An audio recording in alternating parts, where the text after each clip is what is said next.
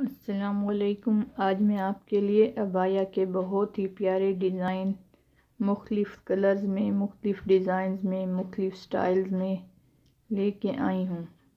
Abaya हर घर की ज़रूरत है, यूनिवर्सिटीज़ की, कॉलेजेस की, या घर की ख़वातीन बाहर निकलने के लिए अबाया यूज़ करती हैं।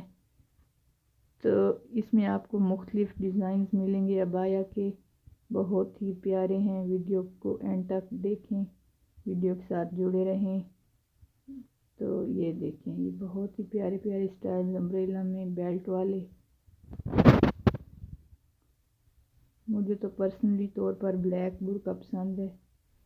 तो आपको कौन से कलर में पसंद है, आप कमेंट करके अपनी राय का इजहार कीजिएगा। चलो, बुर्का चाहे जो भी कलर का हो, लेकिन मकसद तो हमारा पर्दा करना है, तो जिस्म को छुपाना है। तो ये देखें, बहुत ही प्यारे प्यारे स्टाइल्स हैं। कलर कॉम्बिनेशन भी है और कलियों वाले।